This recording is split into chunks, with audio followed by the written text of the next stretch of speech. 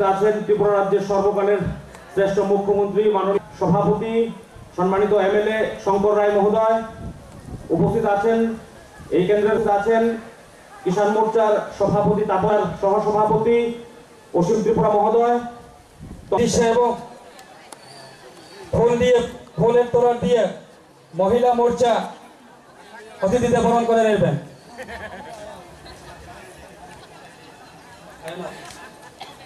ভারতীয় জনতা পার্টি পক্ষ গাব বিনম্রভাবে অনুরোধ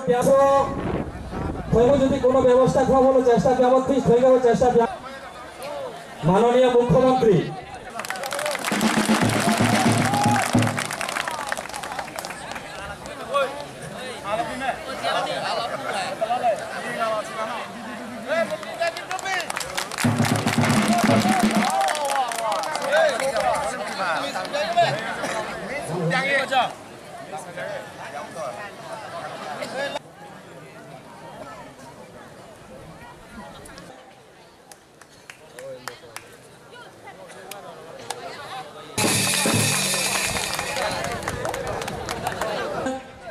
আমাদের গোমতী জেলা সভাপতি মাননীয় অভিষেক করে আবার টাকা নিয়েছে। এ রাজ্যের মানুষের কথা বলছে, ককবরক ভাষা জানে না, মাতৃভাষাতে জানে না। শোনার জন্য প্রজাপতি বলার জন্য আমাদের মাননীয় মুখ্যমন্ত্রী বিপ্লব কুমার দেব আছেন। জয়যুক্ত করবেন এবং এডিসির এই কথাগুলো পার্টিতে চলান। এখন আপনাদের সামনে পাই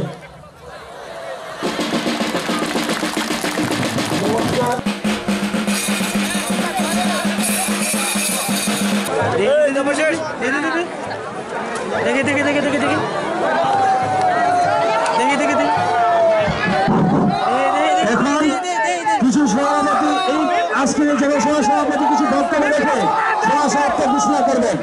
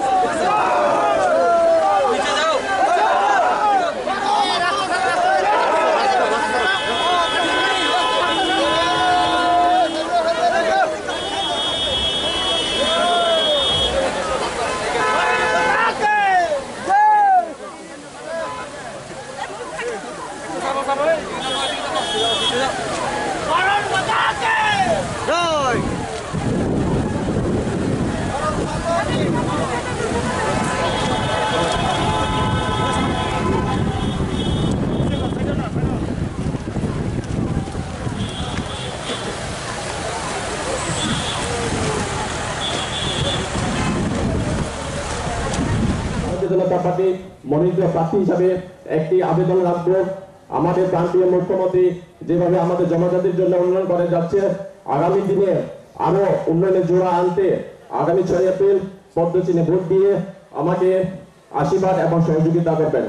এবং আমি আশাবাদী আপনাদের আশীর্বাদে আগামী দিনে আমাদের প্রান্তীয় মুখ্যমন্ত্রী নেতৃত্বে উন্নয়ন করার সুযোগ পাবো। এই তো আশা রেখে দু একটি চারটি কথা এখানে শেষ করছি। বন্দে মাতরম, ভারতীয় জনতা পার্টি জিন্দাবাদ। বন্ধুরা, এবার যে যেখানে আছি, গাড়ির উপরে আছে, গাছের কাছে আছে, ও স্কুলের বারান্দায় আছে, আমার সামনে আছে, ডাইনে বামে সবাই আমার মতো উপরে হাত তুলুন। হাত খোলা নয়, হাত বন্ধ করতে হবে। হাত খোলা থাকলে বন্ধ করে মুষ্টি বন্ধ। মুষ্টি বন্ধ, যে হাত খোলা থাকবে সে হাতে সিপিএম ঢুকবে। হাত বন্ধ করা, মুষ্টি বন্ধ করা। কারোর হাত যাতে খোলা না থাকে। এখানে কি হয়েছে? হাত ওঠে না। এদিকে রয়েছে হাত উঠাও, বলো ভারত মাতা কি, বলো ভারত মাতা কি, নরেন্দ্র ভাই মোदी की, नरेंद्र भाई मोदी की, जेपी नड्डा जी की, अमित भाई शाह जी की, কংগ্রেস की। সবাইকে অনেক অনেক ধন্যবাদ। বন্ধুরা,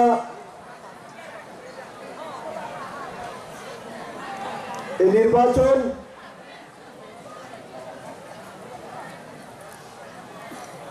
কোন সাধারণ নির্বাচন না বন্ধু।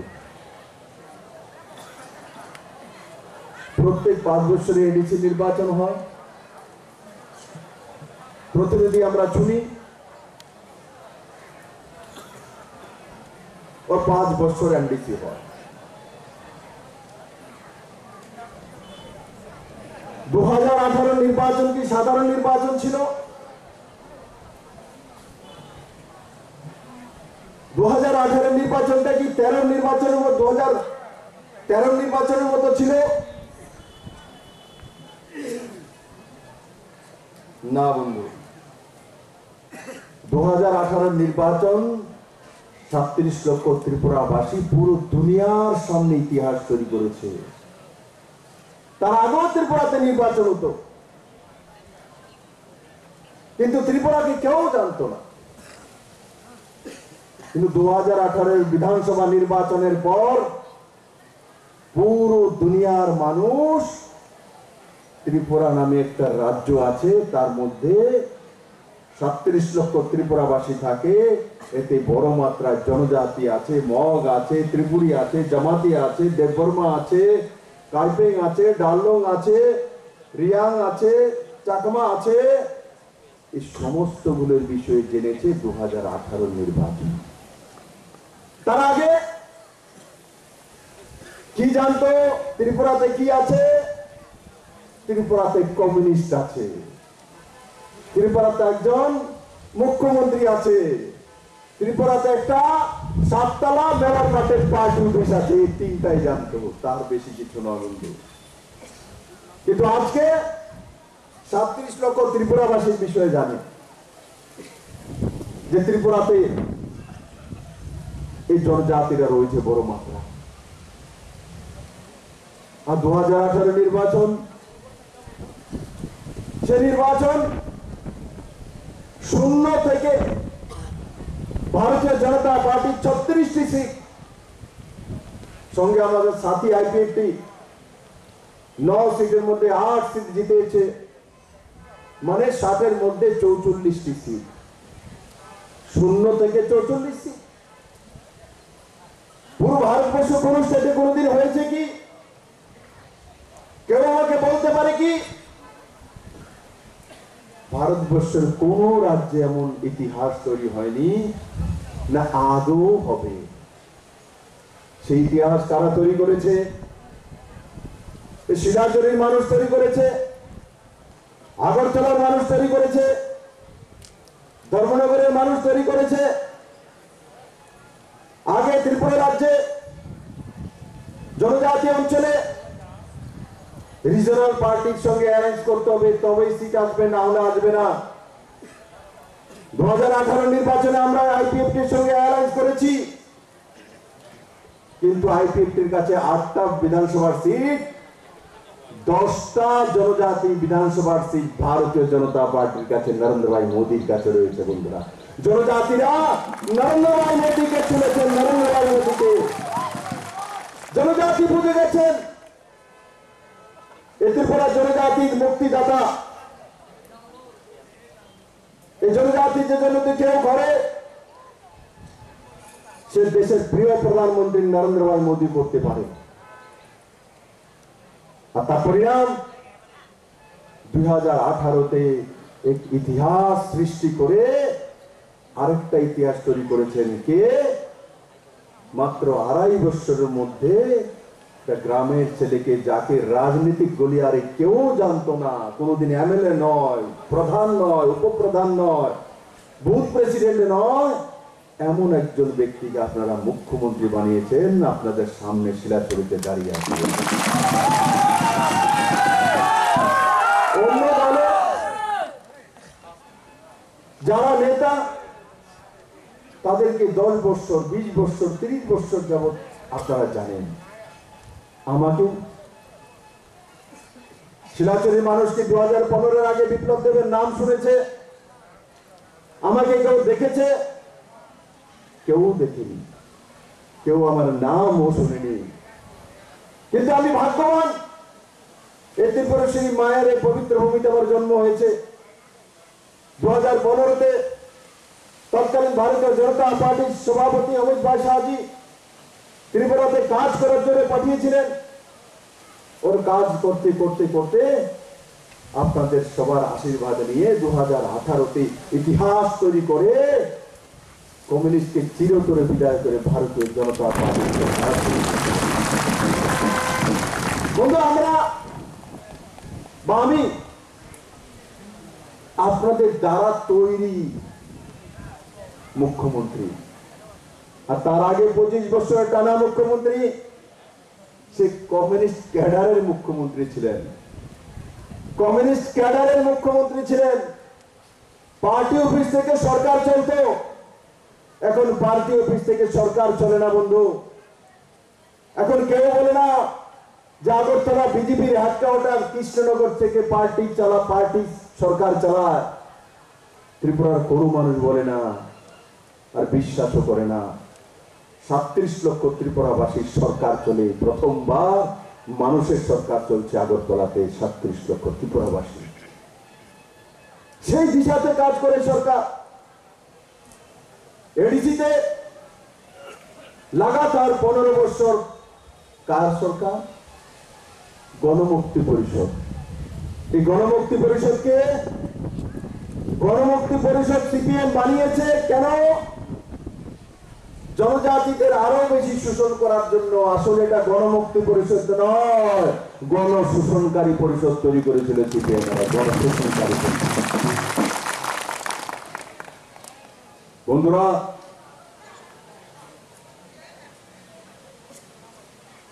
এই পুরনো সরকার মনরেগার জন্য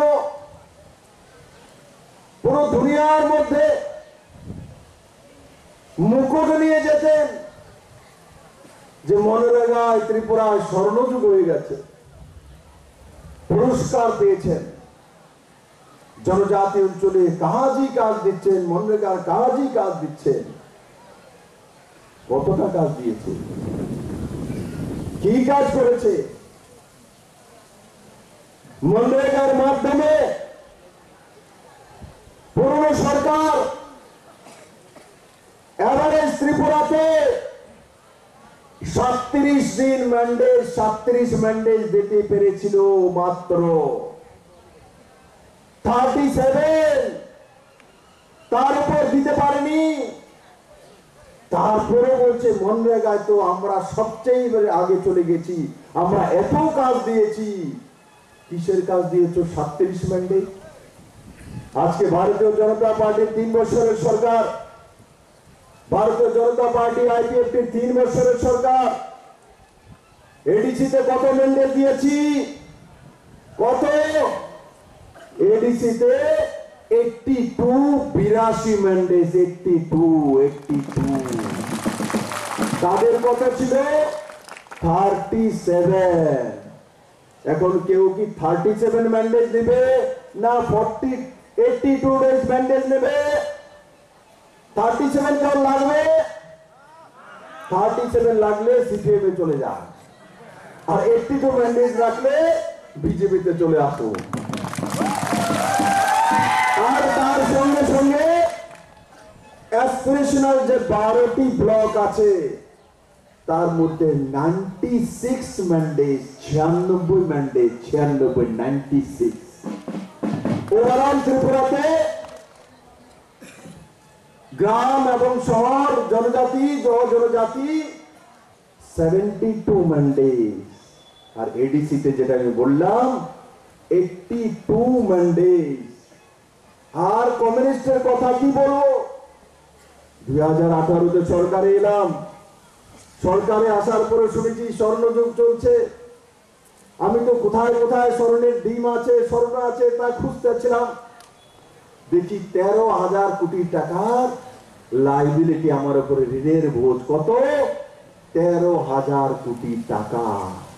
বাইরে সবাইকে বলছে ঘুরে ঘুরে স্বর্ণযুগ চলছে, স্বর্ণ কোরআন, স্বর্ণ কোরআন, সবার বাড়িতে স্বর্ণ চলে গেছে। আরে কোথায় স্বর্ণ? স্বর্ণই নেই। বললাম মনরেগার কাজে বলে মহান কাজ করেছে, চলো মনরেগার ফাইল আনো। দেখলাম মনরেগার কাজ বন্ধ হয়ে গেছে নভেম্বর 2017 থেকে, পেমেন্ট পানা ত্রিপুরার কোনো মানুষ। সেক্রেটারিকে জিজ্ঞাসা করলাম, ভাই মনরেগার পেমেন্ট কেন পাচ্ছে না মানুষ, গরিব মানুষের কাজ কেন বন্ধ হয়ে গেছে?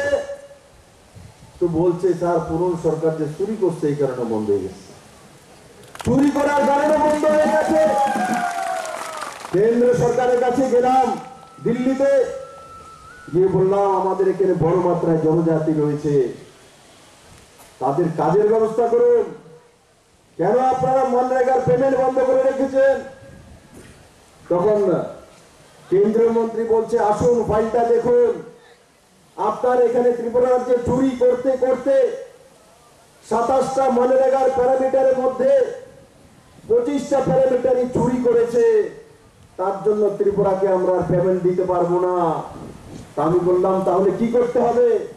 তো বললেন যে আপনি আপনার অফিসারদের উপর কারবাই করুন, এফআইআর করুন, জেলে ঢুকান, তার কাগজ দিন, তবেই পয়সা দেবো, না হলে দেবো না। তারপর দিল্লি থেকে চিফ সেক্রেটারিকে ফোন করে তৎক্ষণাৎ 7 জন অফিসারকে সাসপেন্ড করতে হয়েছে, এফআইআর করতে হয়েছে, জেলে করতে হয়েছে, তার কাগজ কেন্দ্র সরকারের সামনে তুলে ধরেছি। তারপর 7 দিন পর কেন্দ্র সরকার ত্রিপুরার জন্য মনরেগার পেমেন্ট প্রথম কিস্তিতে 40 কোটি টাকা রিলিজ করেছে। এরা তো মনরেগা বন্ধই করে দিয়েছিল, এদের চুরির কারণে মনরেগা কেন্দ্র সরকার বন্ধই করে দিয়েছিল। আজকে বলে গ্রামে খাদ্য নাই, কাজ নাই, তাদের কাজ নাই, তাদের খাদ্য নাই, কারণ কি ক্যাডারের ব্যবসা নাই, তাদের নাই। ত্রিপুরার সাধারণ মানুষের আছে 37 ম্যান্ডেটের জায়গায় এডিসিতে 82 ম্যান্ডেট হয়েছে, কিন্তু তারপরে বলে কমিউনিস্টের বন্ধুরা ত্রিপুরাতে জনজাতি অঞ্চলে খাদ্য নাই, বস্ত্র নাই। সবাই তো বস্ত্র পরে আসছে, বস্ত্র ছাড়া কেউ আসছে? কেউ না।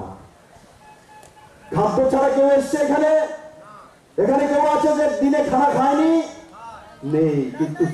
কিন্তু সিপিএম বলে খাদ্য নাই, বস্ত্র নাই। আসলে কি সিপিএম এর ক্যাডারদের খাদ্য নাই, আর ত্রিপুরাতে সিপিএম এর ক্যাডারদের খাদ্য ত্রিপুরাতে দেবে না, কারণ কমিশনের ব্যবসা ত্রিপুরাতে আর চলবে না। তার জন্য নিজের কান্না নিজে কাঁদে, মানুষের নাম বলে অন্যকে বদনাম করে। আসলে কি 2000-2500 ক্যাডার পাড়ার ব্যবস্থা কে করবে? তার তো ব্যবস্থা নাই। তার জন্য মায়া কান্না কাঁদে মানুষের নাম নিয়ে। আমি বিপ্লব দেব আপনাদের ছেলে, আপনাদের ভাই বসে আছি, আমি তাদের ক্যাডারদের অন্যের ব্যবস্থা করবো না, খাদ্যের ব্যবস্থা করবো না। যদি অন্যের ব্যবস্থা করতে হয়, যদি খাদ্যের ব্যবস্থা করতে হয়, তা আসো না মনরেগার কাজ করো, কাজ করে ম্যান্ডেট রয়েছে এডিসিতে এসে কাজ করো, নাকি পার্টি বসে বসে বসে কমিশন খাওয়ার ব্যবস্থা। এই ত্রিপুরাতে সমাপ্ত হয়ে গেছে বন্ধুরা। এই সরকার সেই দিশাতে কাজ করে। বন্ধু, এই শিলাচুরি অঞ্চলে, এই করবুক অঞ্চলে এই সরকার আসার পর মনরেগার মাধ্যমে 12,295 জব কার্ড দিয়েছে। 12,295 জব কার্ড, আর তার মধ্যে 50 কোটি টাকা 3 বছরে এই অঞ্চলের মানুষের কাছে গেছে। কত টাকা দিয়েছে? কত টাকা দিয়েছে? 50 কোটি টাকা। করবুক বিধানসভার মধ্যে 50 কোটি টাকা 3 বছরে কেন্দ্র এবং রাজ্য সরকার নরেন্দ্র ভাই মোদী মনরেগার মাধ্যমে সাধারণ গরিব মানুষকে পৌঁছে দিতে সক্ষম হয়েছে বন্ধুরা। আর এই করোনার সময় যখন পুরো দুনিয়াতে লকডাউন চলছিল, খাদ্যাভাব চলছিল, নরেন্দ্র ভাই মোদী ফ্রি রেশনের ব্যবস্থা নভেম্বর পর্যন্ত করেছেন। ত্রিপুরা সরকার 2 মাসের রেশন ফ্রিতে দিয়েছেন। এই প্যান্ডেমিকের সময় পুরো ত্রিপুরা রাজ্যের কোন ব্যক্তি বলতে পারবে না যে তার অ্যাকাউন্টে পয়সা যায়নি বা তার রেশনের চাউল পায়নি। ত্রিপুরা তো এটাও হয়েছে। আমাকে অনেককে খবর এনে দেয়, বলে স্যার চাউল এত বেশি হয়ে গেছে, মোদি দিয়েছে 3 বার, আপনি দিয়েছেন 2 বার, এবার এনারা বাড়ির চাউল এনে বিক্রি করে সবজি কেনেন, কি চাউল বেশি হয়ে গেছে। আর সরকার এই কমিউনিস্ট কি বলছে? খাদ্য নাই, চাউল নাই। করবুকে লকডাউনের সময় চাউল পৌঁছেনি ভাই, রেশন সময় চাউল ছিল না। আপনাদের কাছে চাউল পৌঁছেনি? কেউ আছে চাউল পৌঁছেনি? দেখুন এরা কত বড় মিথ্যু। আগরতলায় প্রেস কনফারেন্স করে শিলাচুরিতে চাউল না খেয়া শিলাচুরিতে সব মানুষ মরে গেছে গা, কিন্তু যেটা মানুষ দেখি আমি কেউ তো মরেনি, এনার্জি দেখো না, দেখো এনার্জি দেখো। নরেন্দ্র মোদীর চাউল খেয়ে আগে শিলাচুরির মানুষ সিপিএম এর চাউল খেত, খেয়ে রুগ্ন হয়ে যেত, বঞ্চিত, নিপীড়িত, কিচ্ছু না, গরিব মানুষ। এখন মোদির চাল খেয়ে স্বাভিমানী হয়ে দেখো কিভাবে এনার্জি নিয়ে ভারত মাতা কি জয় বলে সেই দিশাতে শিলাচুরি চলে গেছে। আজকে যখন মোদির চাল আসছে আর রেশন শপের মাধ্যমে, ত্রিপুরার মানুষ কোনোদিন কল্পনা করেছিল যে অন্তদের পরিবারের মানুষ ত্রিপুরার যে ধান উৎপন্ন হয় তার চাউল খেতে পারবে? বাইরের রাজ্য থেকে মোটা মোটা চাউল আসবে, সেটাই খেতে হবে গরিব মানুষের। কিন্তু এফসিআই এর মাধ্যমে এই সরকার প্রথমবার প্রকিউরমেন্ট ধান কিনেছে, আর ধান কিনে এফসিআই এর মাধ্যমে ধান কিনে এখানেই মিনিং করে ত্রিপুরার স্বর্ণ মসুরির চাউলও রেশনে পাঠানোর ব্যবস্থা এই সরকারই করতে পেরেছে বন্ধু। না হলে গরিব মানুষ কোনোদিন স্বর্ণ মসুরির চাউল খেতে পারে না। বন্ধুরা, এই সরকার জন্ম থেকে মৃত্যু পর্যন্ত ত্রিপুরাবাসীর সঙ্গে দাঁড়িয়ে আছে। কিভাবে? যখন কোনো মা গর্ভবতী হন তো প্রধানমন্ত্রী মাতৃপুষ্টি যোজনার মাধ্যমে সেই মায়ের কাছে আমার আশার দিদিরা কত টাকা পৌঁছে দেন? 5,000 টাকা আলাদা আলাদা কিস্তিতে। ভারত সরকার স্বাস্থ্য মন্ত্রণালয়ের মাধ্যমে 1,000 টাকা পৌঁছে দেন। মুখ্যমন্ত্রী মাতৃপুষ্টি যোজনার মাধ্যমে 2,000 টাকা, তার মধ্যে 500 টাকা সামগ্রী, 1,500 টাকা 3 কিস্তিতে, মানে 2,000 টাকা, 1,000 টাকা, 5,000 টাকা, মানে মুখ্যমন্ত্রী মাতৃপুষ্টি যোজনা, প্রধানমন্ত্রী মাতৃপুষ্টি যোজনা, তার মাধ্যমে 8,000 টাকা। যখন কোনো মা তার শিশুকে জন্ম দেয় তখন সেই স্কিম নিয়ে সরকার আপনার সঙ্গে দাঁড়িয়ে যায়। আর তার সঙ্গে সঙ্গে প্রধানমন্ত্রী আবাস যোজনার মাধ্যমে ঘরের ব্যবস্থা, প্রধানমন্ত্রী শৌচালয় যোজনার মাধ্যমে শৌচালয়ের ব্যবস্থা, সৌভাগ্য যোজনার নামে আপনার ঘরে বিজলির বিদ্যুতের ব্যবস্থা, উজ্জ্বলা যোজনার মাধ্যমে আপনার ঘরে গ্যাসের চুলার ব্যবস্থা, প্রধানমন্ত্রী সড়ক যোজনার মাধ্যমে আপনার বাড়ির সামনে রাস্তার ব্যবস্থা করা, অটল জলধারা মিশনের মাধ্যমে 2022 ডিসেম্বরের মধ্যে সমস্ত ত্রিপুরাবাসীর ঘরে ফ্রিতে পানীয় জলের ব্যবস্থা, এই সব কিছু এই সরকার করছে। আর তার সঙ্গে সঙ্গে এই সরকার এটাও সিদ্ধান্ত করেছে এখানে যারা অন্তদের পরিবার রয়েছে সারা ত্রিপুরা রাজ্যে কতজন রয়েছে? ত্রিপুরাতে 1,08,000 অন্তোদয় পরিবার আছে। সবচেয়ে গরিব মানুষ তারা রয়েছে। অন্তোদয় পরিবারের কোনো ব্যক্তির যদি মৃত্যু হয় তার অন্তিম সংস্কারের জন্য ত্রিপুরা সরকার 2,000 টাকা করে তার বাড়িতে পাঠাবে, তাও স্কিম ঘোষণা করে দিয়েছে এই সরকার। বন্ধু, এই সরকার সেই দিশাতে কাজ করে। জন্ম থেকে মৃত্যু পর্যন্ত ত্রিপুরাবাসীর সঙ্গে রয়েছে।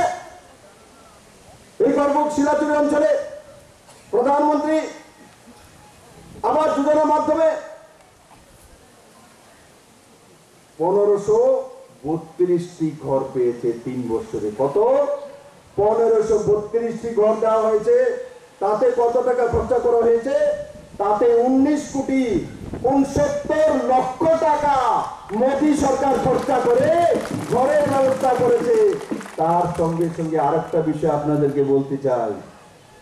আগে প্রধানমন্ত্রী আবাস যোজনা ঘর কারা পেত? যাদের কাঁচা ঘর ছিল, উপরে ছনের টিনের ছাদ হলে প্রধানমন্ত্রী আবাস যোজনার ঘর পাওয়া যেত না। ক্রাইটেরিয়া নিয়মের মধ্যে ছিল কেন্দ্র সরকারের যে উপরে যদি টিন থাকে তাহলে ঘর যদি কাঁচাও হয় সেই টিনে প্রধানমন্ত্রী আবাস যোজনার ঘর পাবে না। মাননীয় প্রধানমন্ত্রীকে যখন গিয়ে দিল্লিতে বললাম, মাননীয় প্রধানমন্ত্রী ত্রিপুরাতে বৃষ্টি বেশি হয়, তার জন্য পাতলা কম দামি টিন দিয়ে জাতি জনজাতিরা সে উপরে ছাদের ব্যবস্থা করে সেটা ছড়ের চাইতে কম রেট পড়ে, আর সেই ঘরের মধ্যে বিপিএল অন্তোদয় গরিব মানুষ থাকে। ত্রিপুরার জন্য রিল্যাক্সেশন করে দিন। টিনের ঘর যেখানে রয়েছে সেখানে যাতে প্রধানমন্ত্রী আবাস যোজনার ঘর পেতে পারে তার ব্যবস্থা করে দিন। মাননীয় প্রধানমন্ত্রীজি একটা সার্ভে করে ত্রিপুরার জন্য স্পেশালি রিল্যাক্সেশন দিয়েছে যে ত্রিপুরাতে যাদের টিনের ঘর রয়েছে তারা গরিব, তাদের সবাইকে প্রধানমন্ত্রী আবাস যোজনার ঘর স্পেশালি দেওয়া হবে। সেই হিসাবে সরকার কাজ করে। বন্ধু, এই কমিউনিস্টের দল 25 বছরে প্রধানমন্ত্রী আবাস যোজনার মাত্র 24,000 ঘর কমপ্লিট করতে পেরেছে। কত? 24,000। আমাদের 3 বছরে আমরা কত স্যাংশন করে এনেছি? 3 বছরে 25,000। 3 বছরে 25,000, 25 বছরে 24,000। আর এই সরকার যাদের টিনের ঘর রয়েছে তাদেরকে প্রধানমন্ত্রী আবাস যোজনা ঘর দেওয়ার জন্য স্পেশাল পারমিশন এনে প্রথম লটে কত দেওয়া হবে বলুন তো? 1,000 নয়, 2,000 নয়, 3,000 নয়, 70,000 ঘর দেওয়া হবে ত্রিপুরাতে। 70,000 টাকা ঘর দেওয়া হবে। সেই হিসাবে সরকার কাজ করে। বন্ধুরা, ওল্ড এজ পেনশন ভাতার বিষয়ে বিপ্লবদেরকে দেখলে তো বলতেই হবে। বলে ভাতা বলে কাটটা লেগেছি। আর কার ভাতা কেটেছি? ভূতের কেটেছি। প্রেতাত্মার ভাতা কেটে দিয়েছি, ভালো মানুষের কাটেনি। ফলস ভাতা কেটেছি। 30,000 নতুন ভাতা দেওয়া হয়েছে। আর যারা ভাতা পাওয়ার যোগ্য তারা নিশ্চিত পাবে। বন্ধুরা, এই অঞ্চলে বৃদ্ধা ভাতা 2,600 জন পান। তাতে 7 কোটি কত? 7,93 লক্ষ টাকা ভাতা হিসেবে তার অ্যাকাউন্টে পৌঁছে যায়।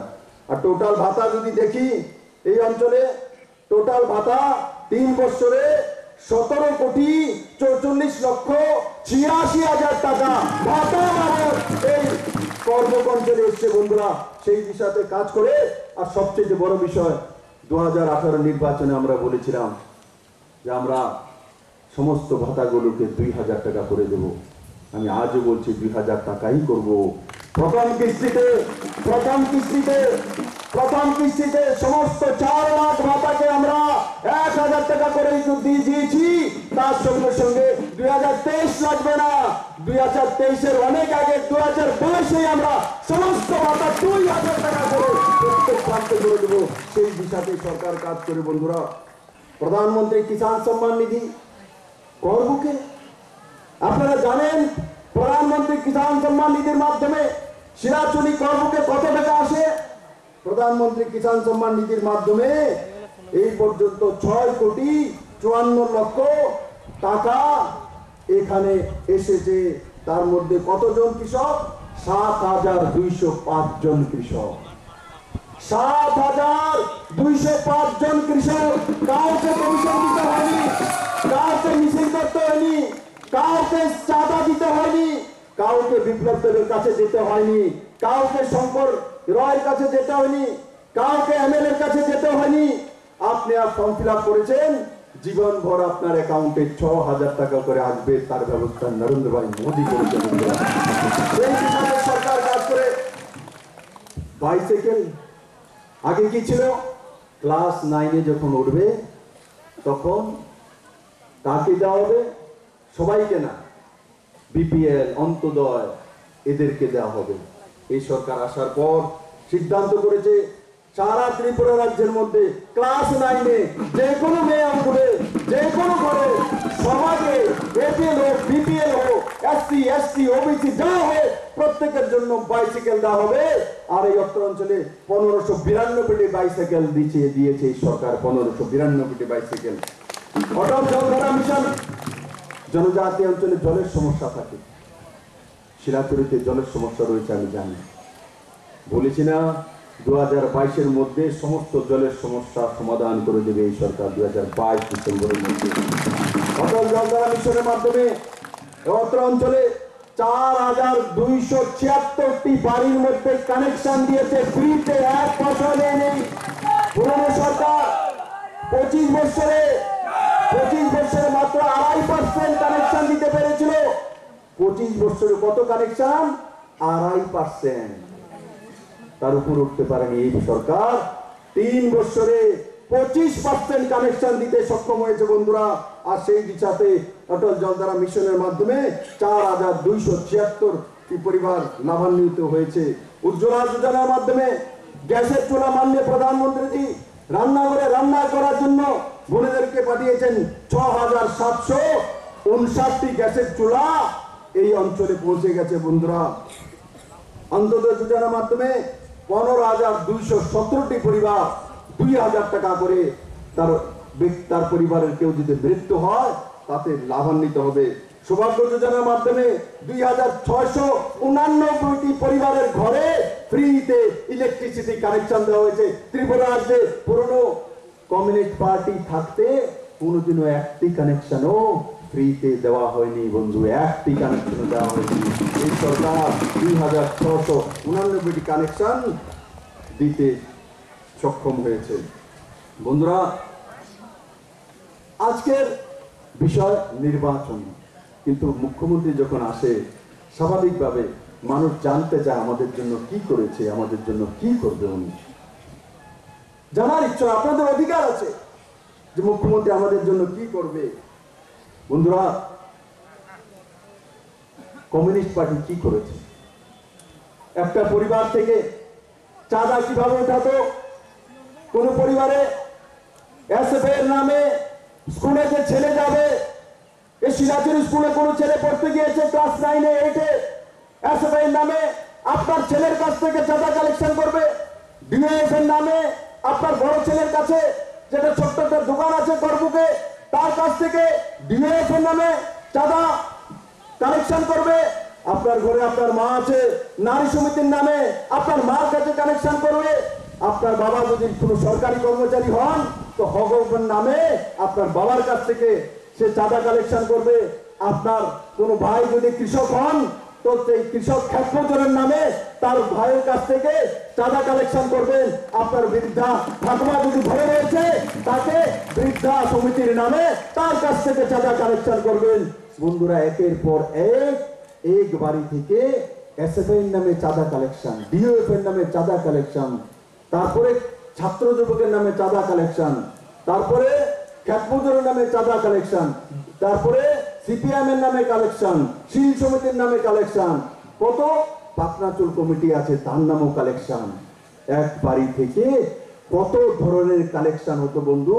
যদি কোনো বাড়ি একজন চাঁদা দিয়ে দিয়েছে, আর দুর্গাপূজার সময় এক বাড়ি থেকে আমরা এক ব্যক্তির কাছ থেকে চাঁদা নিই, গার্জিয়ানের কাছ থেকে, কিন্তু সিপিএম এই বাড়ি থেকে মার কাছ থেকে চাঁদা নেবে, ছেলের কাছ থেকে নেবে, ভাইয়ের কাছ থেকে নেবে, এমনকি মৃত ব্যক্তির কাছ থেকে পর্যন্ত চাঁদা আদায় করতে চাঁদাবাজের দল আজকে সারা ত্রিপুরাবাসী বিধানসভা নির্বাচনে তাদের বিতরণ করেছে। বন্ধু বন্ধু আমি এডিসি ইলেকশনে এসছি কেন?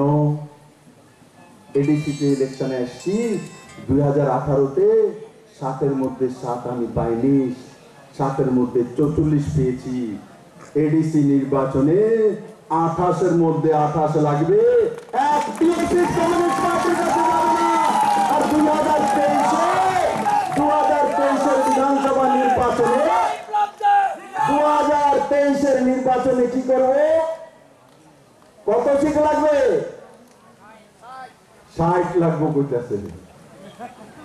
এরাও বুঝে গেছে বিপ্লব দেব কি কি আমার মনের কথাটা জানে। আমি এডিসিতে এসছি, 28-এর মধ্যে 28 লাগবে, আর 2023-এ 7-এর মধ্যে 7 ভারতীয় জনতা পার্টি লাগবে, নরেন্দ্র মোদী লাগবে, সেই দিশাতে কাজ করবে। আমি এই জনসভা থেকে আপনাদেরকে নিবেদন করব, আমার নওজোয়ান ছেলে এবং এই অঞ্চলের লোকপ্রিয় নেতৃত্ব এই কংজং মগকে পদ্মফুল চিহ্নে ভোট দিয়ে বিপুল ভোটে জয়যুক্ত করা। শুধু বাকিদেরকে শুনুন না, যারাই আছে এই ময়দানে, যারাই দাঁড়িয়েছে, তো সিজনাল ফ্রুট, এই সিজন গেলে আর পাইতেন না, অকালে আর আসবে না। তার জন্য সবাইকে, শুধু সিপিএম না, বাকি যারা দাঁড়িয়েছে সবাইকে জামানত করতে হবে, সেই হিসাবে কাজ করে আমরা এই কংজং মগকে কোথায় পাঠাবো? কার কাছে পাঠাবো? কার কাছে? নরেন্দ্র মোদীর কাছে পাঠিয়ে খুবলুঙে পাঠাবো। সেই হিসাবে কাজ করতে সবাই মিলে আমি আশা করি এই জনসমুদ্র প্রমাণিত করে যে আমার যে ক্যান্ডিডেট ভারতীয় জনতা পার্টি আজকে কংজং মগ রয়েছে, মগ আজকে তো আমি ইলেকশন মিটিং দেখছি না, বিজয় মিছিলের মতো দেখছি। বিজয় মিছিল কাজ করবে। আমি আপনাদের কাছ থেকে আশীর্বাদ চাই বন্ধু। আমি হিসাব আপনাদের কাছে দেই, এখনো হিসাব দিয়েছি, 2023-এও দেব, কারণ আমি আপনাদেরই ছেলে, আপনাদের পরিবারের লোক। বন্ধুরা আমি একবার এখানে যারা যারা দাঁড়িয়ে আছে চারো তরফ থেকে, এখানে নরেন্দ্র মোদীকে কে কে ভালোবাসে হাত তুলে তো দেখি। নরেন্দ্র মোদীকে ওরে বাপরে, সব গাড়ির উপরও ভালোবাসে। আমারে কে কে ভালোবাসে? বন্ধুরা একবার যাওয়ার আগে আবার আরেকবার হয়ে যাক, মুষ্টিবন্ধ হাত উপরে, চারিদিকে ভারত মাতা কি, ভারত মাতা কি, নরেন্দ্র মোদী কি, নরেন্দ্র মোদী কি, জেপি নड्डा की, জেপি नड्डा की, অমিত শাহ जी की, অমিত শাহ जी की, भारतीय जनता पार्टी की, भारतीय जनता पार्टी की। সবাইকে অনেক অনেক ধন্যবাদ। জয় হিন্দ, ভারত মাতা কি।